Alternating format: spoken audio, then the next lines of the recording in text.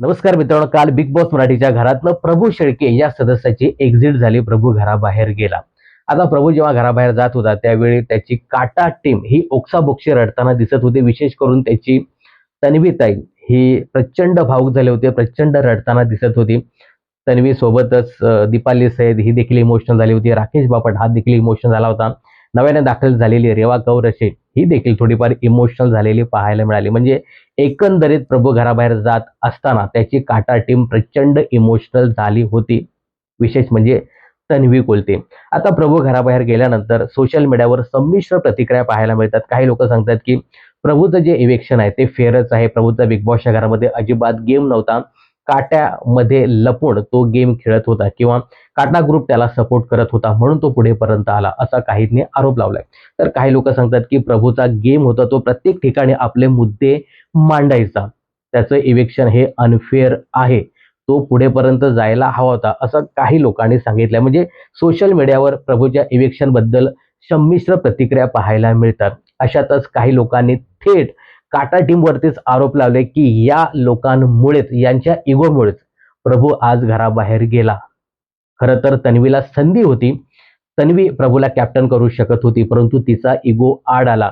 विशाल कोटे यांनी डील दिली होती, आपण डील करूया काहीतरी आणि प्रभूला कॅप्टन करूया असं विशालने सांगितलं होतं.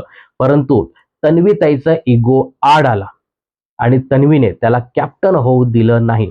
म्हणजे तन्वी सोबत बाकी जे सध्या रडारडी करतायत, दीपाली सय्यद हिने देखील याच्यावरती काहीच भाष्य केलं नाही.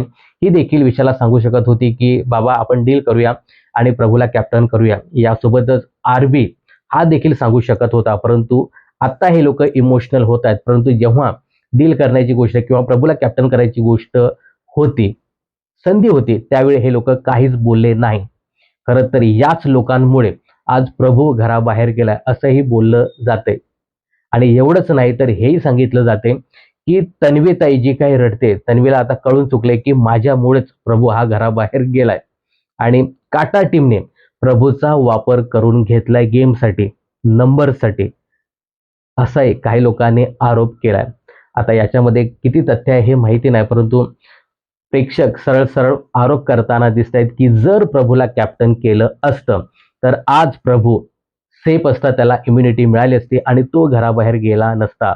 या लोकांचा इगो आडाला आणि म्हणून त्या इगोमुळे प्रभू घराबाहेर गेला. खरं तर तन्वीसाठी प्रभूने जेव्हाचं रान केलं होतं तन्वीला कॅप्टन करण्यासाठी, पण जेव्हा प्रभूची वेळ आली तेव्हा मात्र तन्वीने हात वरती केले की माझ्या हातात काहीच नाही, तूच ती डील क्रॅक करायला हवी होती, असं तन्वीचं मत आहे. तर एकंदरीत प्रेक्षकाने सरळ सरळ आरोप लावलेत. याच काटा टीममुळे प्रभू घराबाहेर गेला. या लोकांनी जर विशाल सोबत डील केली असती तर विशालने कदाचित त्याला कॅप्टन केलं असतं आणि आज प्रभू सेफ झाला असता. आता विशालने ती डील एक्सेप्ट केली असते की नसते हा दूरचा प्रश्न आहे.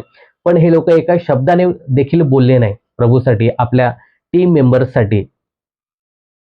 जर बोलले असते तर ती गोष्ट वेगळी राहिली असती आणि आज हीच लोक त्याच्या नावाने त्याच्यासाठी ओक्साबोक्शी रडताना दिसत आहेत.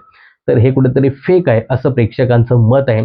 याबद्दल तुम्हाला काय वाटतं हे कमेंट्स करून नक्की सांगा. आणि तुम्हालाही मित्रांनो असं वाटतं की जर तन्वीने ती डील केली असती तर मग आज चित्र वेगळं राहिलं असतं? काय वाटतं तुम्हाला याबद्दल हे कमेंट्स करून नक्की सांगा. बिग बॉस आणि मनोरंजन क्षेत्रातील अशाच फिल्मी अपडेट जाणून घेण्यासाठी चॅनल जर सबस्क्राईब केलं नसेल तर जरूर करा.